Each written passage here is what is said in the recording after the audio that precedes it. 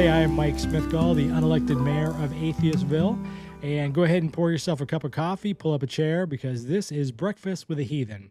I wanted to start this show because there's a lot of questions. I've had this show, Atheistville, on YouTube and as a podcast. We also have a website, atheistville.com. Nice little plug there.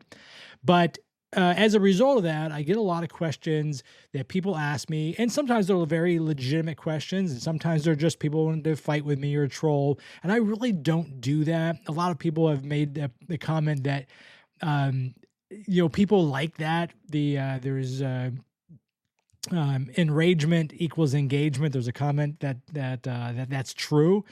But I'm really just not the kind of guy who wants to get into a battle. I don't mind pushing back, but I'm not really here to battle. But again, people do make some good questions. Sometimes they're, again, very legitimate questions. Sometimes they're trolling questions, but they're questions that I thought, well, it's a legitimate question in the sense that, yes, I would like to answer that, even if the person is being a bit snarky sometimes. But that's okay. We all have our little role to play in life. But I thought what I would do on this series, again, this is Breakfast with a Heathen, is give you something to maybe chew on a Sunday morning when you're not going to church, or maybe you did go to church and you're listening to this later. Maybe you're listening on your drive-in from work, but that's okay. We're going to go through a handful of questions that I've received, and I'm just going to give you my opinion on them and how I come down as an atheist. And I'm going to give you a real quick commercial about who I am, but we won't spend any more time on that. Again, I started Atheistville actually a number of years ago. I kind of let it sit for a while, and I just picked it back up again. And I do a lot of live streams, a lot of interviews with people. We also do the Unholy Roundtable, where we have 4 or 5 different atheists come together and we talk about our perspective on some of these same questions. And we all have different walks of life. But I am an atheist. I would classify myself as a agnostic atheist in the sense that I don't know if there's a God. I have no idea. But thus far, nothing has been proven to me. Something else I say a lot of times, I don't reject God. I reject you. If you're the one trying to assert that there is a God, you're trying to convince me that there's a God, I'm rejecting you because you're not doing a very good job at proving it to me. If there is a God, that person or that deity or that man, that woman, whatever you want to describe God as, they've not come to me and proven themselves. So if you're their last hope here on earth to prove their existence, you're failing miserably at it, because at 55 years old, I don't see the evidence of it. But so that's me. That's me in a nutshell. If you have any questions about this, make sure you send me a message. I'll be happy to answer them. I'm very transparent that way. And make sure you go to our different channels. Again, YouTube, it's Atheistville on YouTube. We also have atheistville.com, where we have all of our videos and the audio podcast and our blog. We also have a Substack. So I'm kind of hitting all the different corners of the world. But here we go. Let's talk about some of the questions I've got pulled up. Some of these questions they're actually from all the different places we reach out to. So let's see here. I'm going to start with this first one because this kind of goes with what I just said. The person says that arguing with Christians is pointless. Yes, to a degree. And I'm going to take exception with the word arguing. Arguing with anybody, it ultimately ends up being pointless if it is a very strongly and passionate held belief. It can very often wind up as pointless, right? Because the person, when they're talking about religion and politics, and unfortunately nowadays those two are really can't separate the two. They go hand in hand. We can get into that later. I think I've actually got a question about that, but we can get into why politics and religion are so hand in hand. But if that's something that's super passionate, that person's worldview is based on their belief and their identity as a Christian. And I'm going to use Christian a lot because I'm an American. I grew up in America.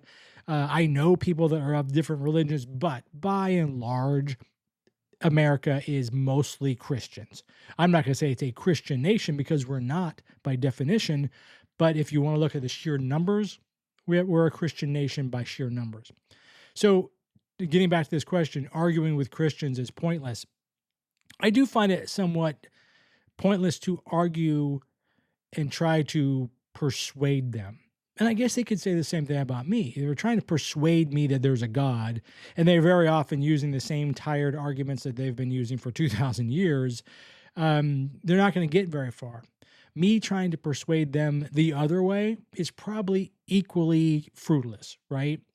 Telling them that there's not a God and calling it Sky Daddy and trying to condescend to them is really not very helpful. It doesn't push the conversation forward. And then what it doesn't do, and which is something I'm trying to figure out, and I don't know if I'm doing a good job at it, but something I think that I would like to do more of is find middle ground. Most of us are good, hardworking, warm-hearted people. We have parents that we love, or they're getting older and we want to take care of them. If we have children that will defend to our last breath if we have to. We treat normal, everyday people with a level of respect and dignity. That's everybody in the world. That's not just Christians. That's not just atheists. It's not just Buddhists and yada, yada, yada. Pick your poison, so to speak. So we have a lot more in common than we have that is not in common. So trying to persuade someone and point out these things that I disbelieve versus what they believe it doesn't generally get us anywhere. I prefer to take more of a, what's a good word for that? I don't know if academic is the right word. It makes me sound like I'm saying I'm very smart. But I'd like to point out things that, okay, this logically doesn't make sense to me. You're telling me that, I'm going to use this as a silly example, but for the people that take the Bible literally, you're telling me that a guy lived in the belly of a whale for 3 days. Let's both recognize that's illogical. It's illogical based on the fact that this was a human being. This is a human being who needs food and water and air. So living in the belly of a whale is impossible. Now, if you're not the kind of person who takes that literal and you think that it means it's like a metaphor for something, okay, we can talk about that. But for the people that say, no, that actually happened, you're suspending disbelief, right? It's like watching a play. I used to do a lot of theater. You go to a play and you have to suspend disbelief. You have to suspend the fact that you see lights and you see people and you see, you're in an audience and you see an orchestra and all these other things. You forget all that and try to put yourself in the play and you really believe it's happening. You've suspended disbelief. It's the same thing sometimes when you talk about Christians and some of the stories that they have. You have to suspend that disbelief. To me, that's illogical. And I'd rather point, that's an illogical statement. You may believe that and you have faith in that. And if your faith carries you through the day, then that's fine. But for me, it's just so illogical. I'm not going to argue that you're wrong, but I am going to just let you know that I don't see the logic in that. And thus far, as I've said, nobody has been able to convince me that a human being can live for 3 days in the belly of a whale. And that's just one example, but, the talking snakes and the burning bush, and there's a lot of these kind of things in the Bible that just seem very illogical to me. So this person's question about arguing with Christians is pointless. I think it's pointless from that perspective. Not because they're not smart, not because they can't grasp things, not because they can't be logical. It's just we're coming from such opposite ends, especially with a passionate person on both sides, that we're probably not going to find a lot of middle ground. So sort of my point on that one. This is a question. I'm going to be careful how I say this because I've got family that may be watching, but probably not because they're mostly Christians. But this person's question is, do Christians ever stop talking to you once they find out you're an atheist? And I would say yes. Unfortunately, two of my best, and also worst examples are two family members. And again, I'm going to kind of be evasive on who they are, but I've grown up with both those people, and they're not my brother. So I have two brothers, natural brothers, I should say, biological brothers of the same mom and dad. And it's not those two, but these are other people I've grown up with that I was around for very young. I'm 55, so a long time ago. And both of these people definitely stopped talking to me once that became known. In fact, one of them sent me a message on Facebook and said, I'm trying to remember exactly the words because I still have it as a screenshot. The person said, atheist, like in big bold letters and exclamation point, atheist. That explains a lot. Deleted. And that person was, that's what they did. They deleted me. And I had known that person since that person was a teenager. And again, I'm 55 and they're 55, 53, in that range, give or take. So I've known them 30 plus years, been to many, many family functions, and, you know, I'm still family with the rest of the family. Again, I'm being evasive, and I know that's a little maddening maybe, but I'm trying not to point this person out so specifically. But the person stopped talking to me, and we haven't talked since. This was, 10 years ago, give or take. Haven't talked to him since. That's upsetting. You know, I wouldn't have stopped talking to them because they were a Christian, because I know they're a Christian. I tell people all the time, the majority of people I have ever known, the majority of people I've ever loved, the majority of people I will ever love are Christians. I have no problem with that. I may disagree with the Christian lifestyle, but I don't have a problem with them being Christian. Now, they may do things in the name of their Christianity that I absolutely just can't abide by. But that's not the same as saying, oh, you believe in Jesus? Well, we're never going to talk again. I don't care.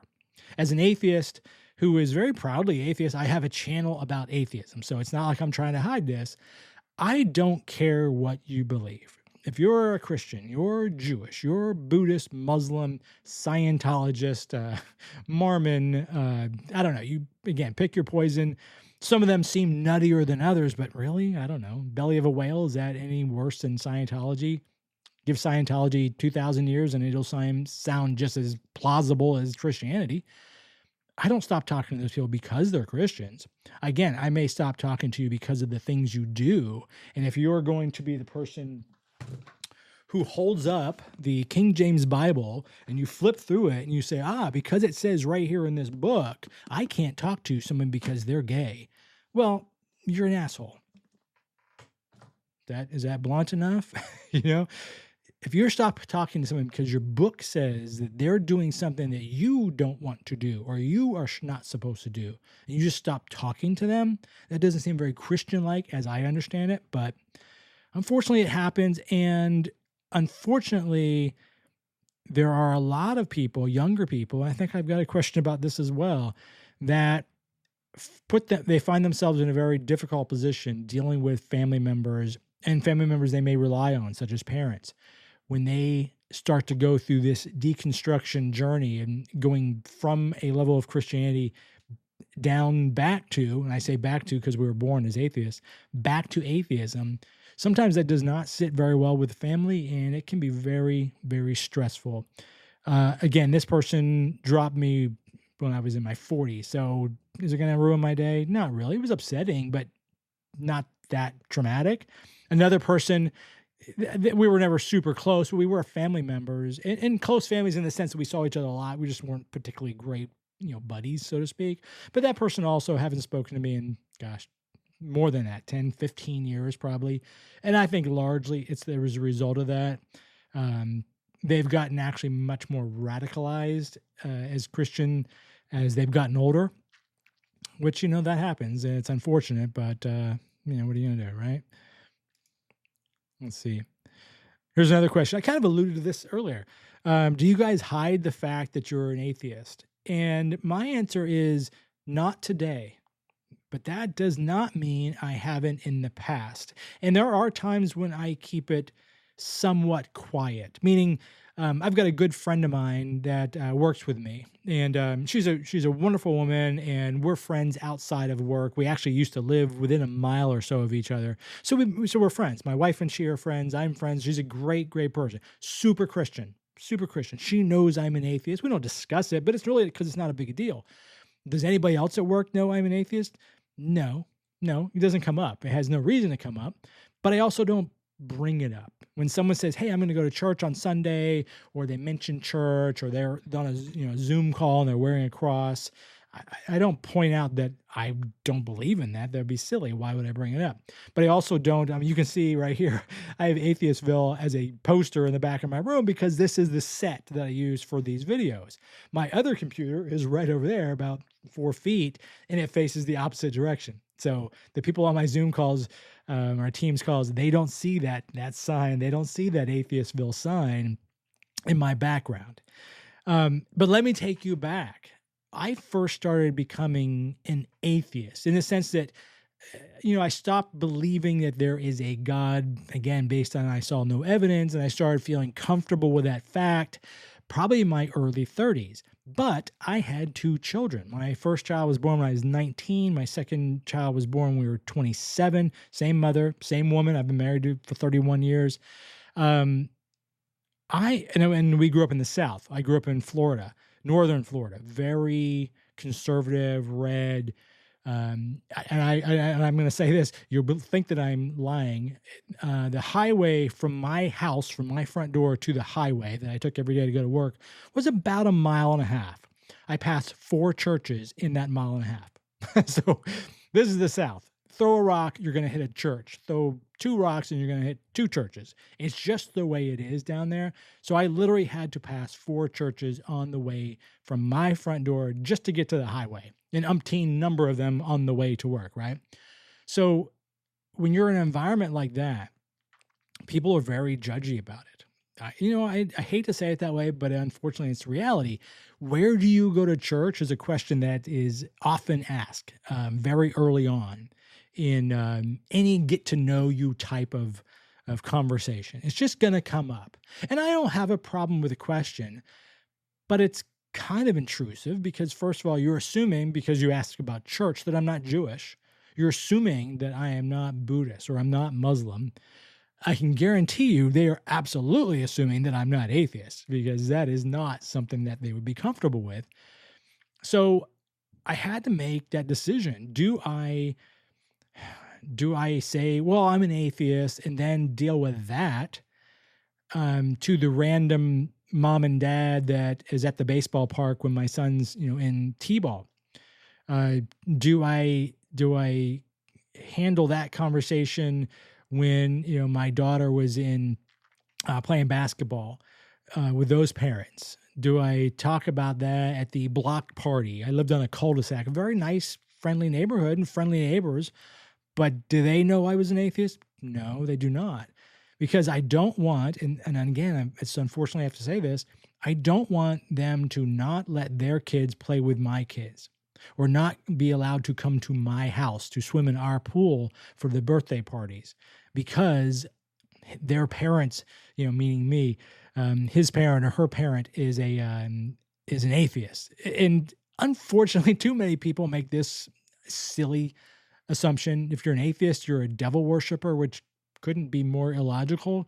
I don't believe in God. Why would I believe in his ex-BFF, the devil?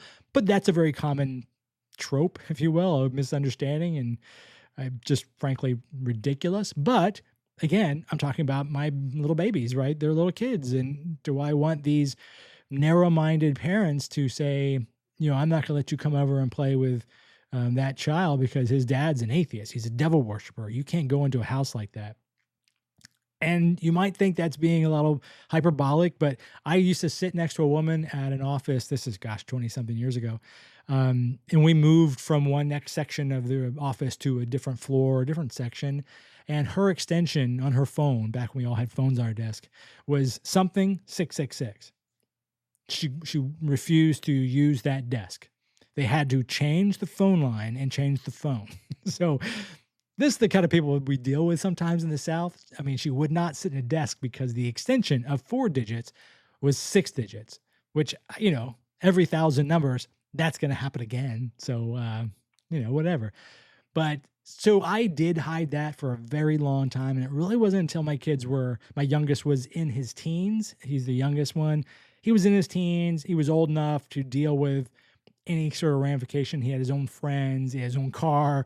I wasn't worried about people not coming over to the house because I'm an atheist. So at that point I started, when hell with it, I'm just going to tell people what I tell them.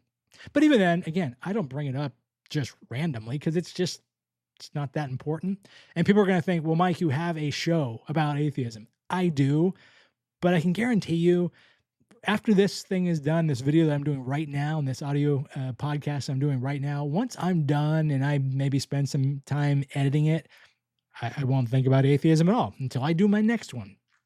I just don't, it's not something that defines me, but it is a trait. It is part of my personality, I guess. So hope I answered that one. Let's see here.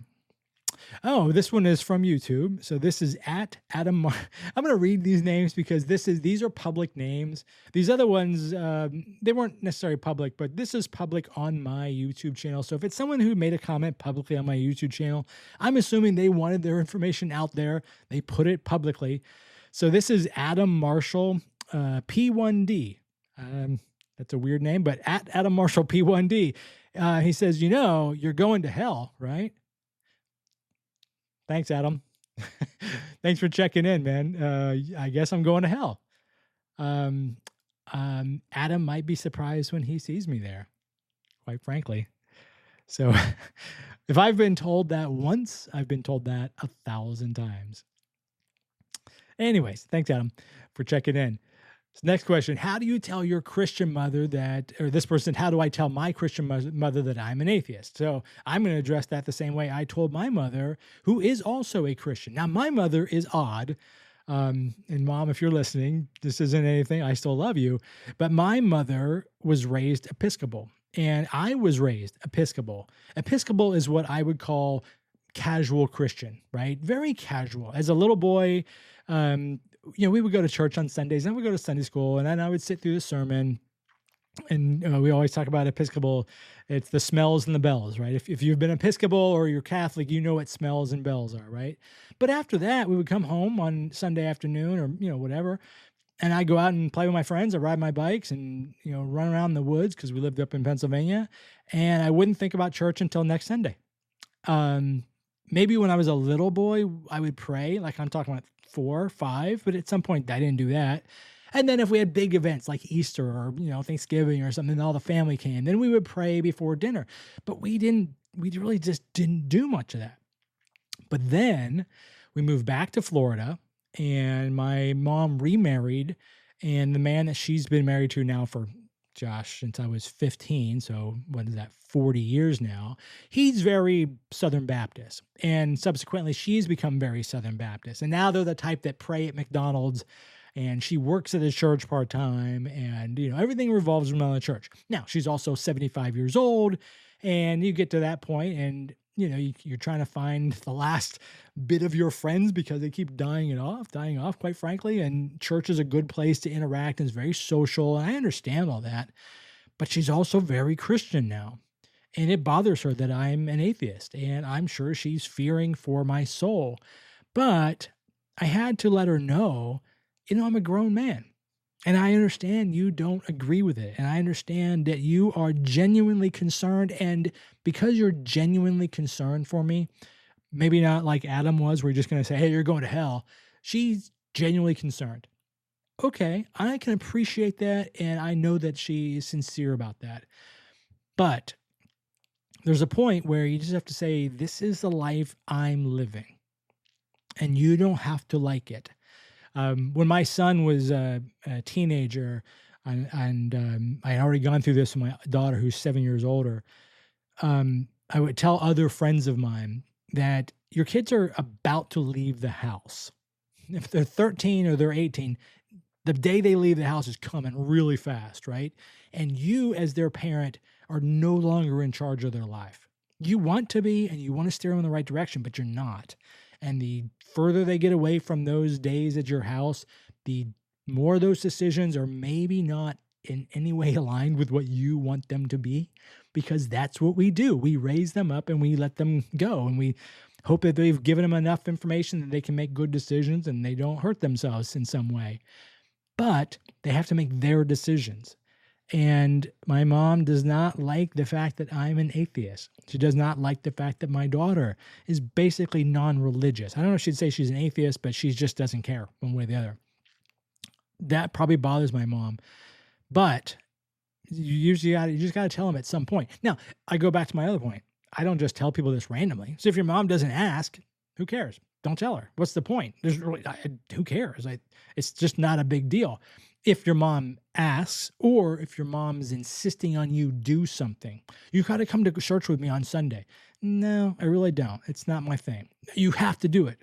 At some point, you're like, no, I don't want to because I'm an atheist and this is not something I'm really comfortable doing anymore. And I know that you like it. Now, I say all that and say that when my niece was baptized, I went. And she got baptized older.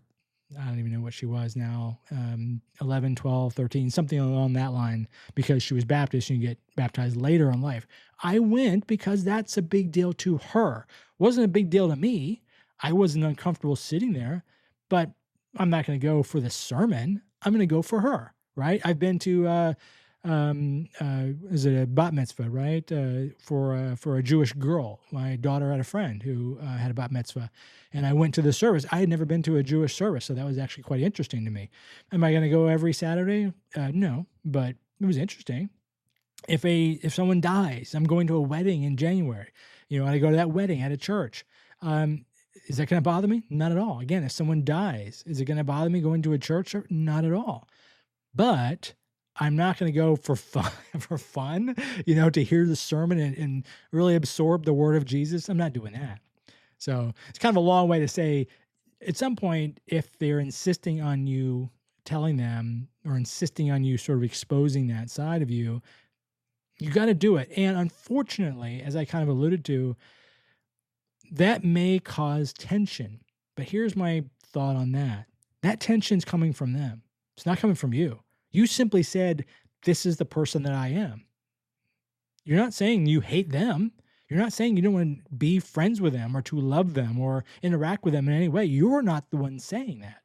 If they have a tension and they have a problem with you being an atheist, realize the problem is on them, and it is not your job to make them satisfied or to appease them in some way. That's where I have to draw the line. Like, no, we don't have to talk about it. We don't have to get in deep conversations about it. But don't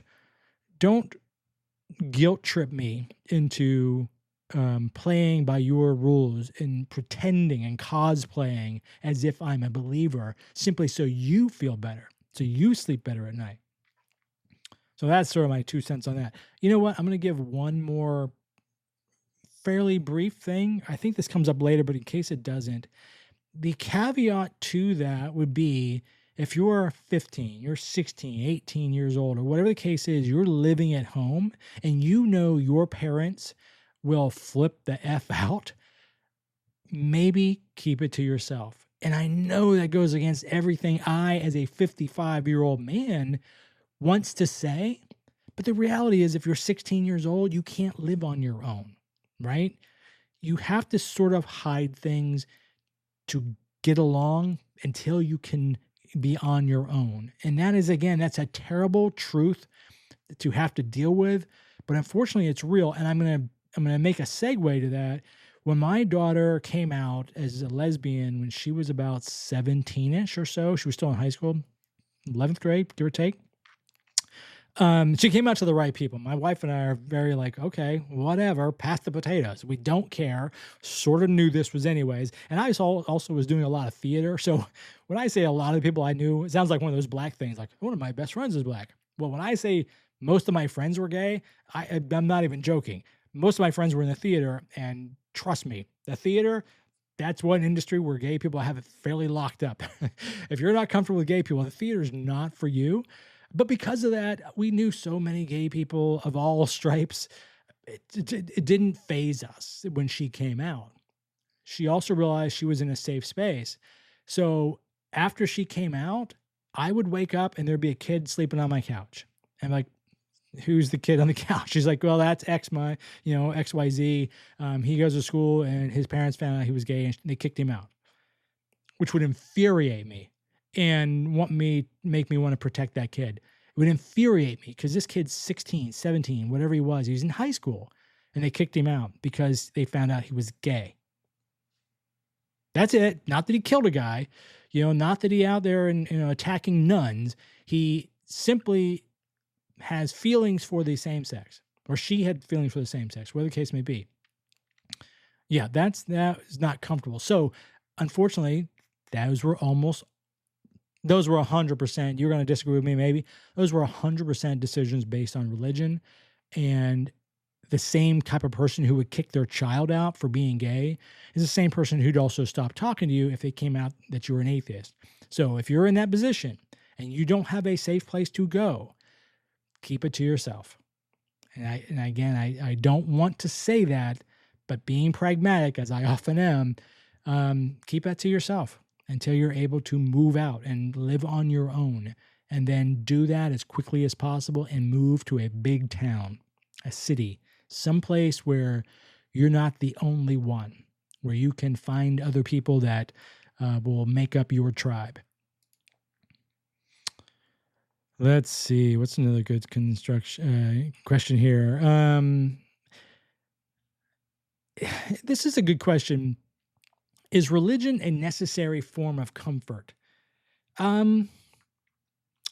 No, but I understand why people might think that. Again, I would take exception with the word necessary. It is absolutely not necessary as a form of comfort. Can it be a form of comfort? Yeah, for sure. If you are religious and you have a family member die, then you are comforted by the fact that you will see them again. That's incredibly comforting. I can't imagine losing, say, a child and thinking, well, that's it. If that's going to happen, no, my God, I hope that doesn't happen to me, but that happens to people. And those people, if they're an atheist, they don't believe they'll see that child again. So however they left it with that child, or that time that they had with that child, it's over. That's not particularly comforting. It's reality, and reality isn't comforting. Would it be better to believe that I'm going to see my grandparents again, who were lovely people? Yes. My dad died 2-3 years ago, I guess, at this point. Would it be good to see him again? Of course it would be. It's not going to happen, though.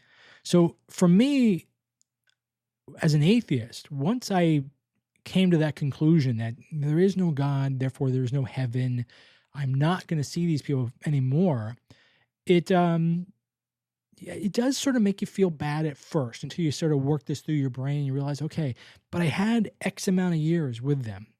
You know, those people were in my life, and I can think back about that. I can deal with that.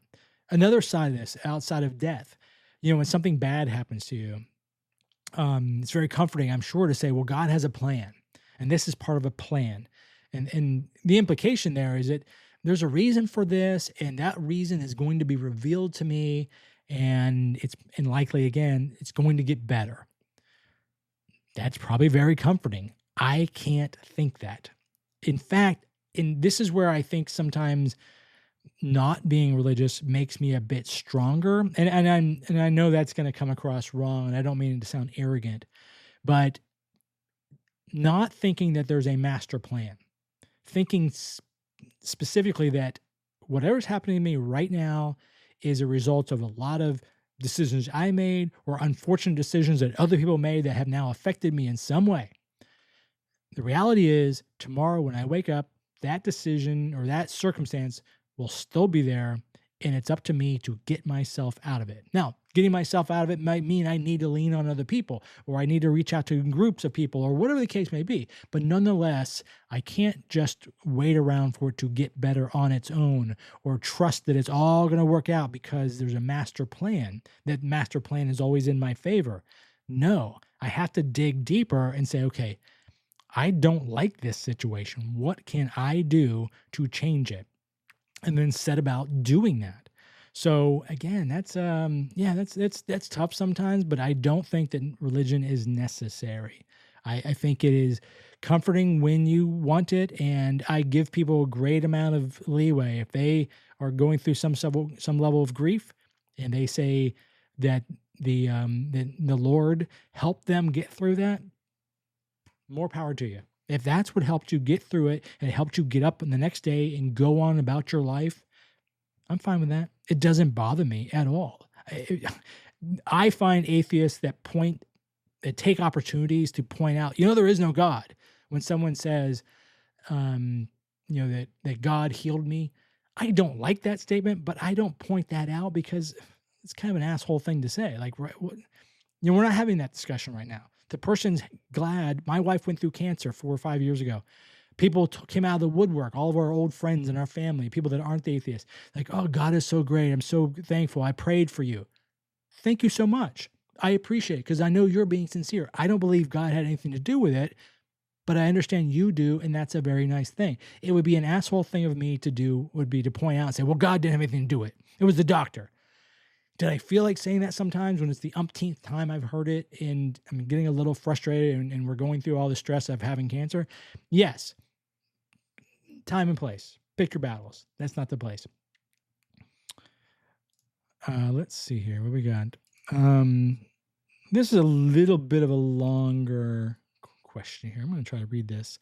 So I did a mic drop, which is, again, something else I do. Look on the YouTube channel and here on this podcast channel for something I call the mic drop.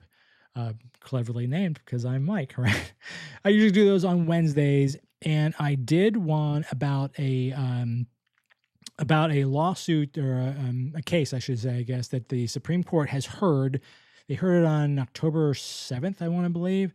There's a woman in Colorado. She's a therapist. She's a Christian therapist, and she's arguing that therapy is protected speech.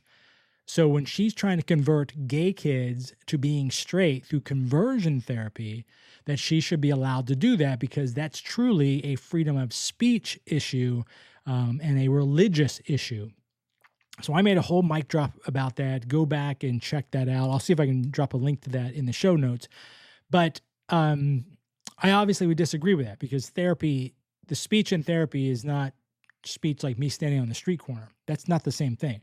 I'm actively trying to heal someone with my words, and that there's more responsibility than just to say, oh, I can say anything I want. Not to mention that conversion therapy is fraud. Flat out, full stop, it's fraud. It does not work, and it's actually quite harmful. And the kids that are put through that suffer greatly, and it doesn't work. But this person, what's her name? Dale Hammer 4425. He says, please explain. I hate to read this, but here we go. He says, if I'm so backwards, now we had an exchange back and forth, and I said his thoughts were a little backwards. He said, if I'm so backwards, then please explain to me how trans kids, especially, are such a massively small minority, yet you are finding families with every child being trans. Okay, that's point one. Why are liberal cities and liberal city schools in states have so much higher rates of I'm going to read that again. His language here. Why are liberal city schools in states having much higher rates of it than non-liberal areas? So higher rates of trans go to liberal schools in liberal cities. Why are the areas with the most liberal teaching have the most trans kids? Why are the numbers of LGBT rising at an astronomical number compared to the past? I hope you can, his language is a little funky there, but essentially, let me boil this down. How come you find more trans kids and more gay kids and gay people in general in liberal areas? Because we don't beat them up. That's it. That's I remember when Trump, when we were going through COVID, and Trump said, if we didn't test as much, we wouldn't find as much COVID. Yeah, duh. If I didn't walk outside, I'd never know if there's sun out there. I mean, there's more gay people and trans people in liberal areas because they feel comfortable coming out. Not that they're not gay people in red conservative areas. They're there. If you live in Mississippi right now, there are gay people in your neighborhood, but they're not coming out because you drive around in a big Bubba truck and a rebel flag hanging off the back and you say you hate gay people. Why on earth would that gay man or that gay woman or that trans kid, why would they come out? They can come here to Chicago and they can be out all day long. Nobody cares. I just went down to get my watch repaired about 2 blocks from where I live. I live in an area called Boys Town. It's called Lakeview, but it's traditionally been called Boys Town. It's a traditional gay neighborhood. I went down there to get a watch battery, and if everybody there was gay, I don't know. I mean, some people were gay, some people maybe not, but it's called Boys Town. It's a very gay neighborhood. Nobody cares. Nobody cares. Let two men walk down the street holding hands and kiss each other goodbye in Mississippi or Louisiana or Georgia. Yeah, that's not going to happen. In Chicago, nobody cares. So it's not that there are more gay people in liberal areas. They just feel comfortable and they don't fear for their safety. That was a silly question, but what was your name again? Dale Hammer. It gave me a good opportunity to address some kind of truly ridiculous thoughts there. That one still makes me just chuckle because it's so dumb. Let's see. What's another one? Oh, here we go. Another YouTube person. Frankly Farcical. Kind of like that name, Frankly Farcical. I pray that you find Jesus, my friend. God bless you. Well, thank you, Frankly Farcical. I don't have any problem with that. Thanks for praying for me, man. Again, you're praying to a God I don't believe in, but I think you're sincere. I think you truly think that will help me, and I don't have a problem with that at all. So no problem with that one. Let's see here. This is gonna be maybe harder to explain, but those of you that are atheist, you'll understand this. And I read 2 or 3 comments today, in fact, on my YouTube channel, and they were all in this sort of thing.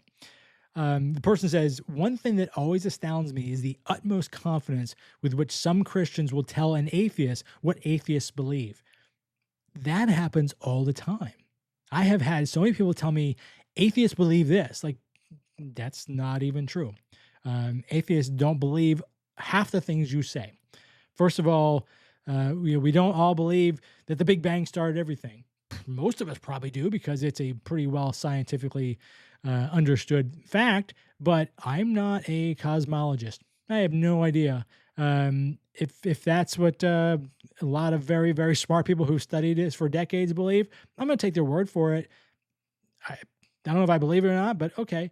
Do atheists believe that the devil is somehow worshiping? No, we absolutely do not. And do atheists believe, I'm trying to think what else the person was saying this morning, that do atheists have no morality because we believe that we can just kill and maim and rape people at will and nobody cares? No, we absolutely do not believe that. That's ridiculous. But I've been told that. I'm told that almost every day in some form or fashion that we have no morals. Atheists have no morals, so we can feel free to do all those horrible things. Penn Jillette says, I do all those horrible things as much as I want. And the amount that I want is 0.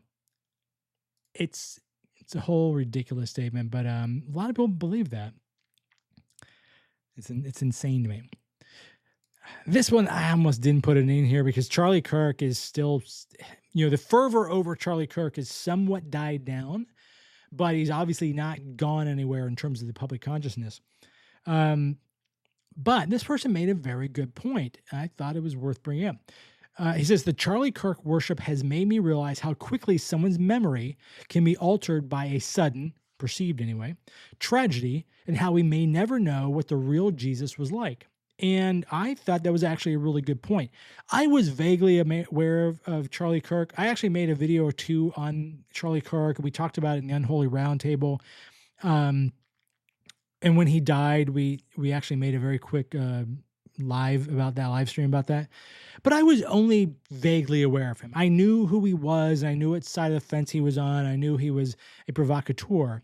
But I didn't dig deep in because I kind of knew enough to like, okay, this isn't a guy I really need to follow or get too deep into. Since then, of course, I've seen a lot of things that are disturbing, let's say the least. But what I did find is as soon as he was killed, and I'm going to go ahead and state this just for the people so they don't flip the fuck out. As soon as he was killed, he should not have been killed. He was simply speaking, and speech, whether you dislike it or not, is protected. I made a whole video on hate speech, and a lot of people on my side of the aisle, very liberal people, would say that, hate speech against gay people or this, that, and the other should be protected. I disagree.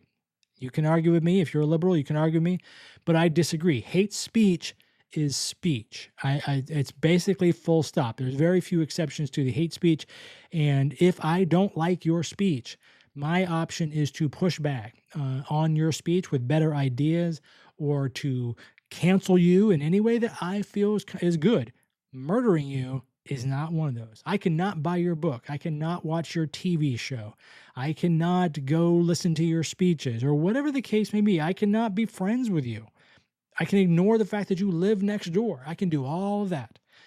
But it shouldn't harm you because your speech is as protected as my speech. And if we start limiting your speech, you're going to limit my speech. And I don't want that. So I'm a very free speech kind of guy. But getting back to this person's question, as soon as Charlie Kirk was murdered, the deification of him was unreal. I had never seen that level. This man went from, again, provocateur who made a lot of really terrible comments to basically sitting at the right hand of God, maybe at the left hand, because I'm assuming Jesus on the right hand, and now we got Charlie Kirk on the left hand. That was very fascinating to me. The whitewashing of the things he has said that were terrible. This has been 2 months, I guess, since he's been killed. That's been whitewashed as much as possible. Oddly enough, and I'm going to say this, the bad things he says or have said have been tried to be downplayed by the right and people that love him. Although I do not see a lot of good things he said. Usually when someone dies, that becomes a martyr-like type of figure, you're inundated with all these great quotes. You know, you can read these quotes. I can read the quotes from Martin Luther King. I can read these good quotes. I don't see these for Charlie Kirk. In fact, there was a famous service for him recently. I can't remember what it was. And they had an AI speech that was supposed, in his voice, in his style. Dude, if you have to go to AI to create a speech that sounds like him because you don't have speeches that are him, that's a problem. Okay. But the person's second point here, it made them suddenly realize how we may never know what the real Jesus was like. Charlie Kirk's image has been changed in a 2-month period. 2,000 years, if there was a real Jesus, and I'm not 100% convinced, I'm not a scholar of that sort of thing, but let's assume there was a real guy named Jesus, whatever he was actually called. But there's a real guy who fit that role, the Jesus that we all know is modeled after. Was he the Jesus that we know? Was he walking on water and turning things into fish and making wine out of water? No, he wasn't doing any of that. But 2,000 years later, that seems very plausible. Right? Those are good stories to tell. If Charlie Kirk, I hope this doesn't happen, but if Charlie Kirk's memory gets so whitewashed that he is literally held up as a saint a year from now and 5 years from now and 10 years from now, what is going to be attributed to him that never happened? Probably a lot. And that's unfortunate because I don't expect people to be perfect. I'm not perfect. Nobody's perfect. You can be a very, very good person on one hand and do some very bad things and make some very bad comments on the other. But at some point, those things do swap. When your bad comments and bad thoughts become, the thing that you kind of looked at and you're like, that's who this person was. They do tend to outweigh the good things you may have done, or they belie your internal thoughts. That's not good. And that's kind of where I put Charlie Kirk right now, but I don't know. Ask me again in 20 years what Charlie Kirk's memory is like, and I bet I don't know. We'll see what I say then, right? This is a good question. This is a funny question. It really is, and it's a cute. Just they try to make a little cute point. What are Christian nationalists? And I rail on Christian nationalists all the time. But what are Christian nationalists going to do with the enormous number of foreigners in heaven? I like that question.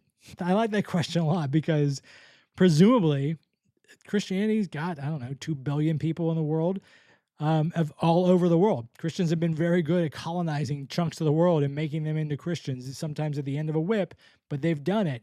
Well, those people are also going to go to heaven. And all these Christian nationalists, they live here in the United States, who just cheer with just pure glee that ICE agents are trying to throw out the foreigners out of freaking Nebraska. They round them up at their job sites, or they go to the court where they're doing things legally and trying to become citizens, and they round them up and they chuck them out of the country.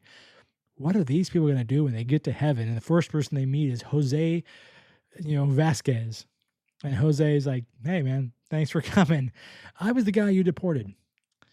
There's going to be a lot of confused people in heaven. A lot of shocked and confused. It's worth me believing in God just to go to heaven and see that play out. Oh, my goodness. Oh, goodness. Let's talk about a serious question. What do you say to someone who's dying? This is a tough one. And I lie. It depends on who it is, I guess I should say. If this person is we talked about my mom earlier. If my mom is dying and I have to fly down to Florida and be with her on her last days, and if it makes her feel better to say she's going to be with Jesus, I'm all in. I will cosplay that to the last breath she takes. What does it hurt me to do that? It's not betraying who I am. She knows who I am. It's like telling your grandmother that she looks old and wrinkly. Who would do that? You don't say that. You say, no, Grandma, you look beautiful.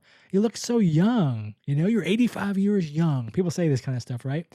Maybe it's a bit condescending, but people get it. You're not going to tell an 85-year-old woman that she looks old and wrinkly and her, she looks bent over and saggy. You're not going to tell a guy in a wheelchair, oh, your legs don't work. He freaking knows that, right? There are some things there's no point in saying it, right?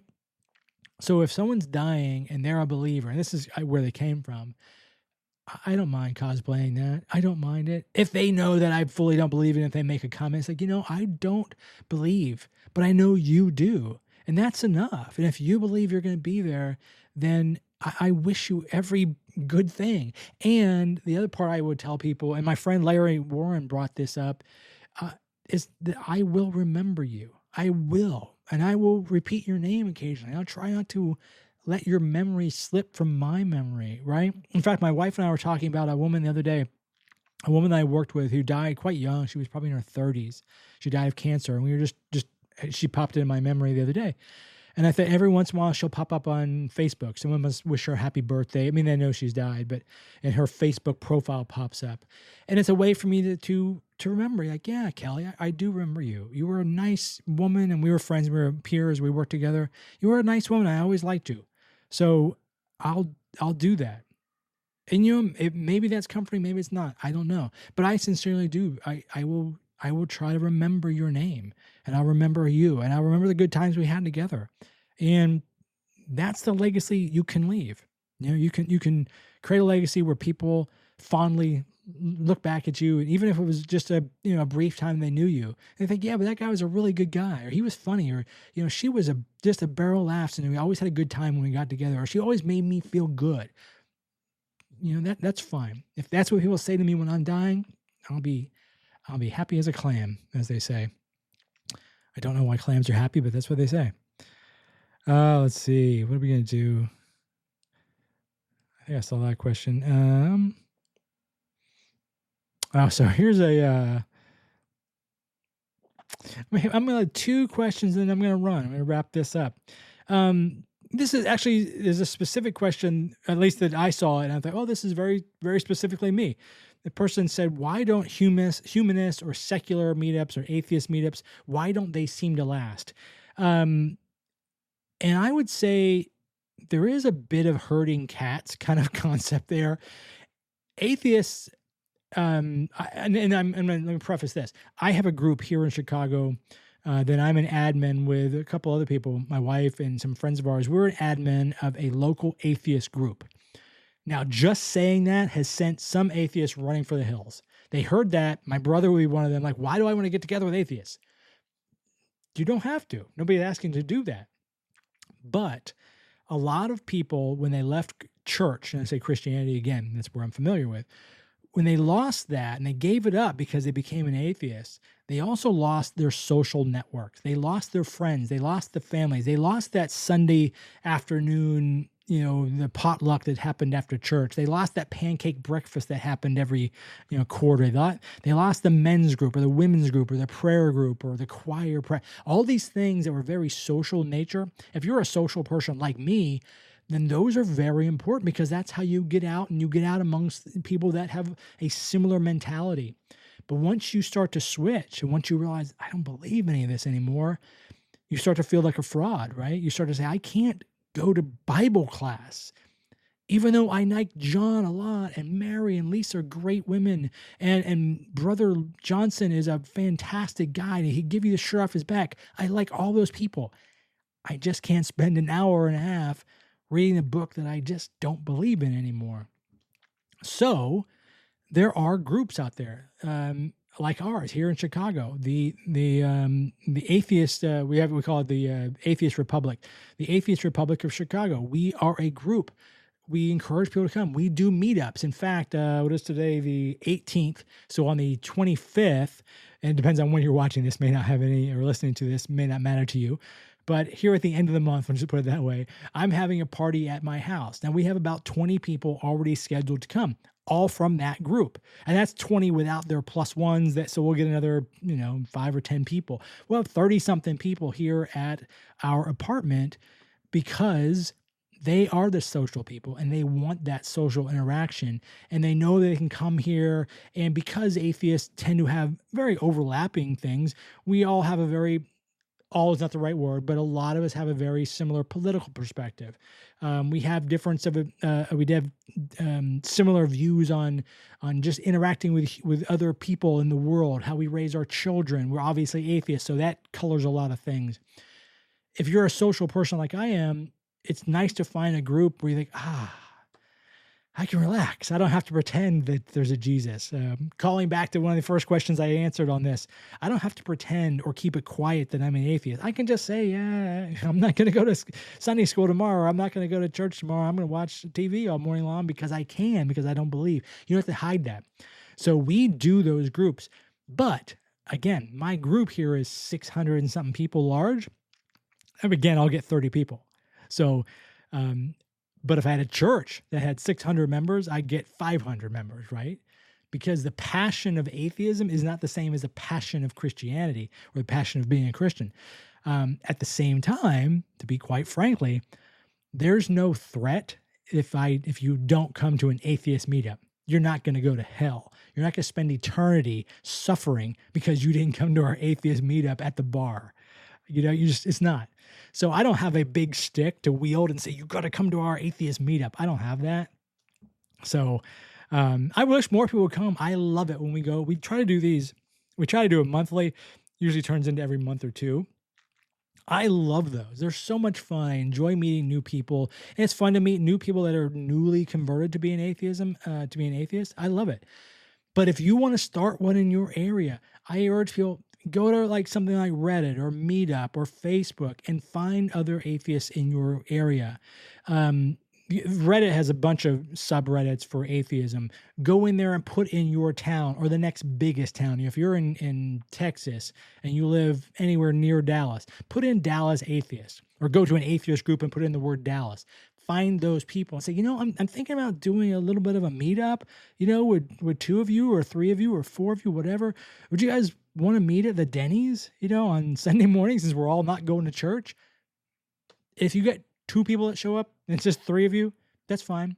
And our meetings are very, very social. They're not agenda driven. We're not like bringing the book of Dawkins and reading through it. And like, well, Dawkins says this, or let's all sit down and watch a Christopher Hitchens video together.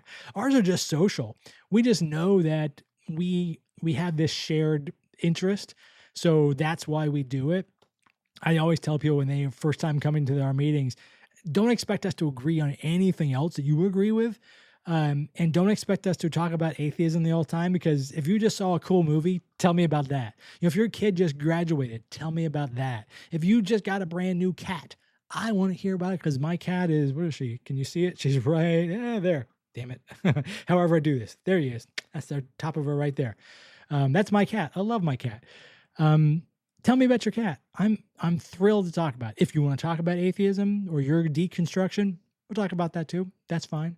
But I would encourage people to get together with other atheists and talk about whatever. Some people don't want to go to an agenda. They don't want to go to a meeting. They just want to chill and hang out with some people that they know aren't going to bite their head off or browbeat them for not going to church.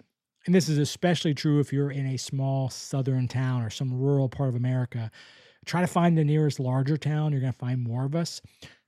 Kind of goes back to my other question. You're going to find more of us that are willing to be out. We're all there. There's atheists in every town, but you're going to be more likely to find the ones that are out and willing to say they're atheists in a bigger city.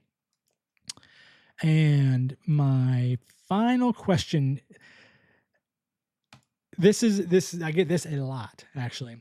You're trying to force people into your atheism, and what is the other? Antinatalism. I gotta look that up. Antinatalism. Oh, okay. I hate when I see a word I don't know. Antinatalism. I don't know what they're saying. Is that a real word? Anyways, obviously caught me on that one. I don't know. But am I trying to force people into my atheism? No. I absolutely do not care if you become an atheist. I do not care. I am not trying to persuade you. I got plenty of friends that are atheists. I don't need to create another one out of whole cloth. No. So I'm not trying to convert anybody to atheism. Again, if I say anything, I just like, hey, well, here's my perspective on it. I think this is illogical, or I don't understand why you think prayer works because so often it just didn't. But that's fine. If you still believe it, knock yourself out. If you believe that Reggie, the magic penguin, controls this world, okay, fine. If you think, hey, I was in the woods and I heard a strange sound, obviously it was Bigfoot. All right, man, knock yourself out. I don't care. But I'm not trying to convert anybody to atheism. Now, I say that with a bit of a smile, a bit of a smirk, because I'm sitting talking to you on an atheist channel.